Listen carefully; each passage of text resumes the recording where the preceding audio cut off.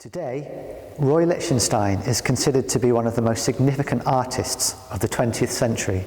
However, his fame was often tempered by hostility.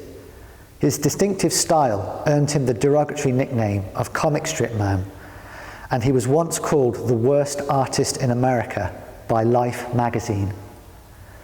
Lichtenstein was attracted to what he called the dumbest forms of visual art.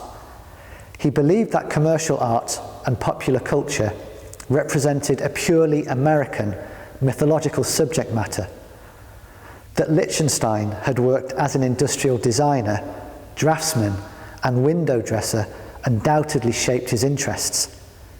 His decision to experiment with commercial forms proved revelatory, leading to the creation of his now iconic comic pictures, in which he attempted to mimic a cartoon image by recreating a mechanical process.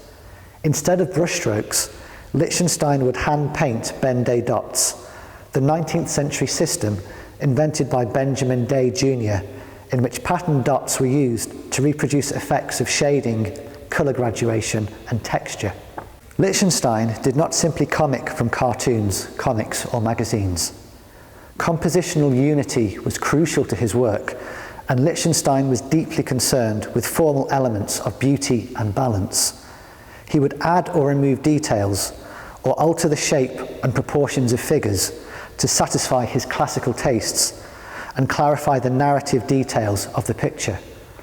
Thus, as Lichtenstein reasoned, my work is actually different from comic strips, and that every mark is really in a different place, however slight the difference seems to some. Moreover, it's been argued that by selecting, isolating, and recreating images of action and emotion, Lichtenstein could be viewed as a history painter for the age of mass media. History, or specifically art history, was of crucial importance. Lichtenstein studied at Ohio State University, gaining his MA in 1949. The ideas presented in his MA thesis were key, as they anticipated methods that would shape the artist's own practice. For Lichtenstein, painting was not an exercise in self-expression or an activity concerned with the depiction of beauty, but rather an ongoing dialogue between artists, an intellectual rather than an emotional practice, in which the artist would revisit, reinterpret, and reuse the forms and compositions of the past. The artwork behind me is Purist Painting with Bottles from 1975. From the mid-1970s onwards, Lichtenstein began an ongoing inquiry focused on the masterpieces of modern art.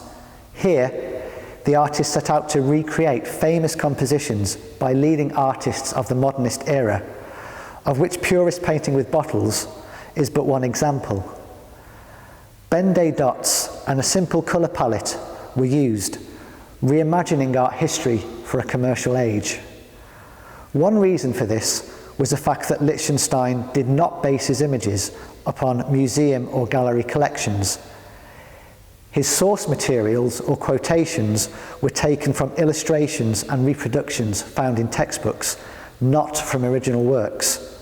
Furthermore, it was also suggested that by reproducing artworks in a style redolent of mass reproduction and commercialization, Lichtenstein was commenting upon the growing commodification of fine art itself and the spread and reach of the international art market. Central to these works is the tension between the expressive, emotive content of the original and the seemingly cold, industrial style of Lichtenstein's reproduction. In Purist Painting with Bottles, that coldness is essential.